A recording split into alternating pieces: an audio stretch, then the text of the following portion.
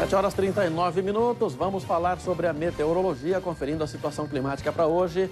Nós temos imagens de Campinas que foram registradas um pouco mais cedo pelo cinegrafista Sérgio Doreto. Você vê o horizonte aí limpo em Campinas, céu já azul, com praticamente nenhuma nuvem. A cidade registrou na madrugada 19 graus, agora os termômetros estão na casa dos 22. Hoje as temperaturas chegam aos 27. Apesar desse sol bonito agora pela manhã, a previsão é de aumento da nebulosidade com possibilidade de chuva, principalmente à tarde e à noite. Uma bela imagem aí do sol, já aqui nas antenas de transmissão do Grupo Bandeirantes. Olha, quem precisa usar o transporte público na rodovia que liga Campinas a Montemor enfrenta dificuldades. Com a duplicação da estrada, os pontos de ônibus foram improvisados e não oferecem segurança nenhuma para o embarque e desembarque. Para quem mora em bairros próximos à SP-101, que liga Campinas a Montemor, pegar um ônibus é uma missão quase impossível. Isso porque, com as obras de duplicação da rodovia, os pontos foram improvisados ao lado da pista. Falta cobertura, iluminação e um recuo para os veículos pararem. Pego o ônibus à noite para trabalhar, aqui não tem iluminação nenhuma. O espaço usado pelos ônibus é bem pequeno. O trecho é o acostamento, mas mal cabe um carro. Para os passageiros entrarem ou saírem, o veículo ocupa uma das faixas de rolamento e as pessoas descem em um espaço bem pequeno. A preocupação maior deles é com veículos. Hoje que Vidas usa a pista para poder fazer travessia, para pegar ônibus, para ir para Campinas ou para ir para Montemor, não tem nada que ajude eles. Neste ponto, a placa que indica a parada dos ônibus foi improvisada no cavalete da obra. E quem depende do transporte público todos os dias tem que estar preparado também para enfrentar o calor, já que aqui não há cobertura. E deve ficar atento ainda para evitar acidentes ao entrar ou sair dos ônibus. Isso por causa do desnível do asfalto. Perigoso, deveria colocar uma coisa para passar, não tem sinaleira, não tem nada. Muita gente atravessa a pé no meio dos carros. Algumas pessoas que moram próximas à pista se sentem ainda mais prejudicadas. A chácara desta dona de casa fica bem na beira da via. Você vai sair com um caminhão, uma caminhonete que você embica ela. Já sai direto na faixa.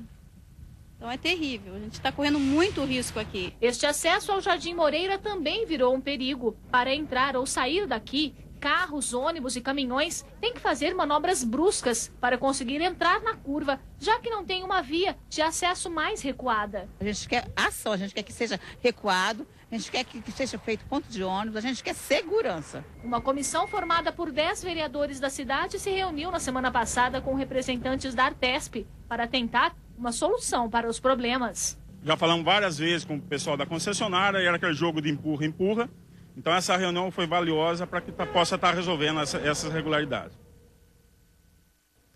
A concessionária responsável pela obra informou que a operação e definição dos locais dos pontos de ônibus são de responsabilidade da empresa Metropolitana de Transportes Urbanos.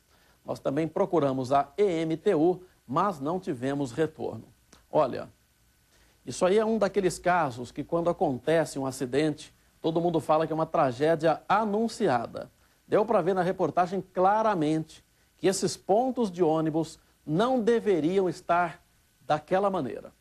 Então depois não vai falar que ninguém avisou, que o prefeito, o governador, o cara da MTU, ninguém sabia, ninguém tinha conhecimento técnico do que estava acontecendo. Está aí para qualquer um ver. Já está em vigor a cobrança do pedágio ponto a ponto na rodovia Zeferino Vaz, que liga Campinas a Paulínia. Agora, motoristas de 4 cidades da região podem ativar o serviço, que já era, aliás, para ter começado no final do ano passado. O pórtico do sistema ponto a ponto foi instalado no quilômetro 119 da rodovia Professor Zeferino Vaz, a SP-332.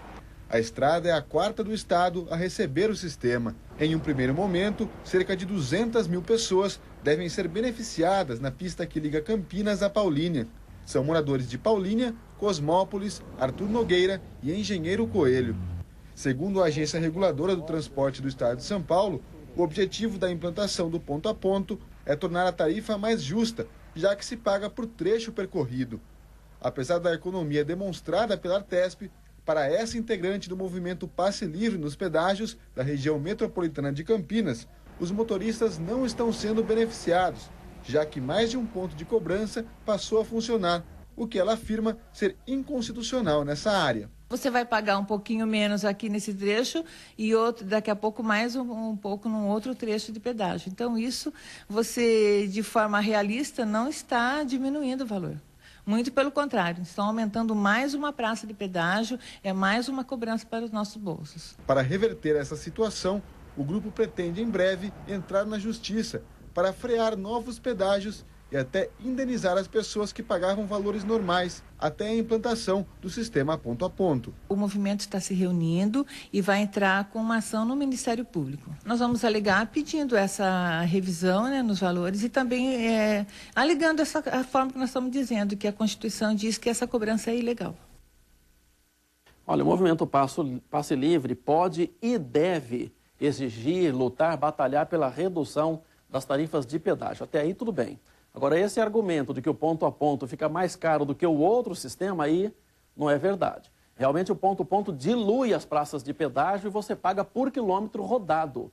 Muito diferente do sistema atual, em que o usuário ali tem que concentrar todo o pedágio num trecho da estrada, depois viaja quilômetros sem pagar nada. O ponto a ponto é mais justo. O que deve se discutir é a tarifa do pedágio. Agora as nossas câmeras fazem um passeio pelo Grupo Bandeirantes para os destaques do dia. Vamos começar com as informações da edição de hoje do Jornal Metro. Bom dia, Carlos Giacomelli. Bom dia, Sena. Bom dia a você que está em casa. Sena, muita coisa legal hoje no Metro. A gente vai falar de uma matéria sobre a Unicamp, né, que no ranking internacional subiu várias posições, 9 posições no ranking e ficou muito perto de ficar entre as 200 melhores universidades do mundo.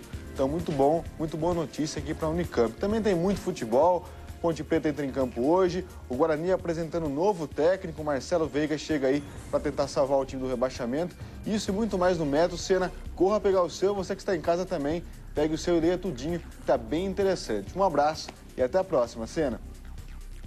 Ok, Giacomelli, obrigado. Temos também o destaque da rádio Bandeirantes AM 1170. Bom dia, Gustavo Carvalho.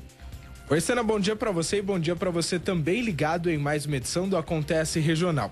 Hoje, terça-feira, e sabe aquela história que a gente sempre ouviu em casa de que criança bem alimentada rende melhor na escola? Pois bem, uma pesquisa do Hospital das Clínicas da USP confirma esta ideia. E é sobre isso que nós vamos conversar hoje aqui na Rádio Bandeirantes, dentre outros assuntos. E atenção, daqui a pouco, às 10:50 da manhã, você acompanha o Jornal Primeira Hora, trazendo as primeiras informações do dia. Vai sair de casa, sintoniza no seu carro AM 1170. Pela internet você também nos acompanha em RB 1170. E ainda, onde você está, nós estamos com você também no seu celular. Basta baixar o aplicativo da Rádio Bandeirantes de Campinas. Sena, é com você.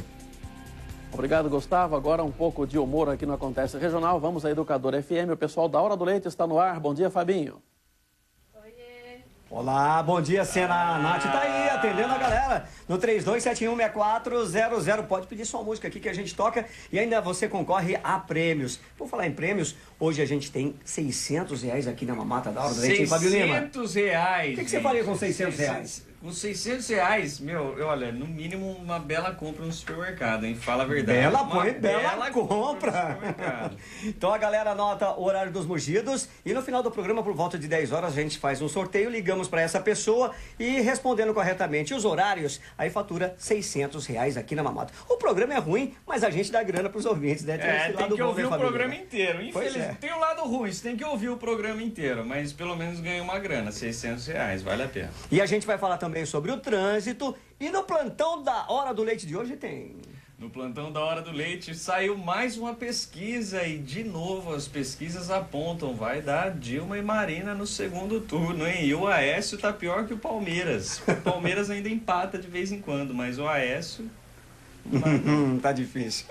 Muito bem, e de segunda a sexta, das 6 às 7 da manhã, o programa começa às 6, das 6 às 7, sempre a gente toca as músicas antigas e o pessoal pede o som pelo 982130917, ok, Sena? É o que a gente tem pra hoje. Bom dia, bom programa. Bom dia.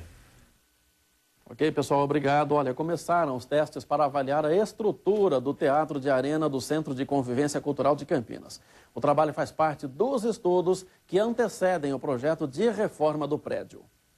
A área foi isolada. Os tambores começaram a ser preenchidos à tarde. São 160 em uma arquibancada, onde serão feitos os testes até quinta-feira e 200 em outra, que vai ser avaliada na próxima semana.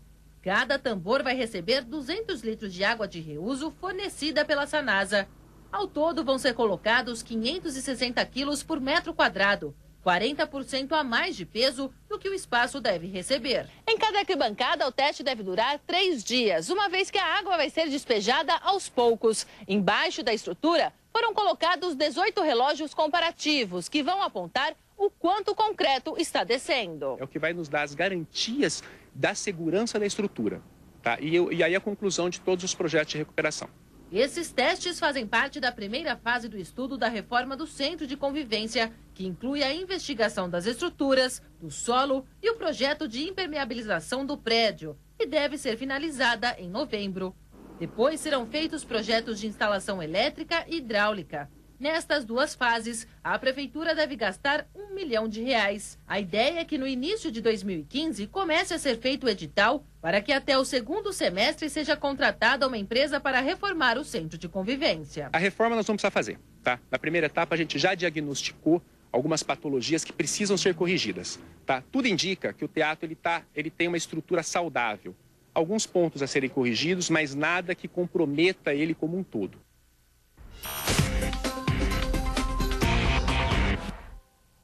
Bom dia. Bom, gente, a coisa está tão feia que a Igreja Católica está convocando 7 dias de oração ininterruptas pela política brasileira. O Cerco da Misericórdia de Campinas, que é um movimento, né, ligado à Igreja Católica, está convocando os brasileiros para orarem ou rezarem, como você preferir, para que Deus dê sabedoria, segundo o release da Igreja Católica, para que os eleitores possam escolher bem os seus governantes. E no comunicado da Igreja Católica, eles dizem que eles esperam que as pessoas, que haja um resgate da ética na política. Agora, eu fico me perguntando, eu também gosto de oração, mas eu acho que teria que ter uma ação mais prática, né? Talvez poderia começar, por exemplo, das igrejas, tanto as evangélicas quanto as católicas, deixarem de defender políticos corruptos, né? Que muitas vezes se escondem atrás de uma placa de uma igreja evangélica ou de uma igreja católica para conseguir arrebanhar votos dos fiéis. Eu acho que só começando, se a igreja se posicionasse, não vamos apoiar políticos corruptos ou políticos que aceitam mala de dinheiro, ou políticos que recebem propina, ou políticos que roubam dos pobres, já seria um ganho imenso e nem precisaria neste momento de reza, porque só de deixar de pedir votos nos púlpitos ou nos altares das igrejas já seria um grande avanço. Eu acho que a igreja deve sim discutir política, mas não pode partidarizar, ou seja, eu sou a favor deste partido ou daquele partido. E a gente sabe muito bem que muitos políticos que sequer passam próximos de igrejas, fora do período de eleição, quando chega as eleições, eles vão lá passar a afagar os fiéis. E os fiéis, sinto muito, porque acabam votando porque alguém falou oi, ou porque um pastor acabou dando o púlpito, ou um padre acabou dando o altar para que esse político pudesse falar. Eu acho que a escolha dos candidatos ela tem que ser muito mais consciente pelo aquilo que o candidato fez, a história desse candidato e quais são as bandeiras que ele defende. Gente, por hoje é só. Bom dia para vocês.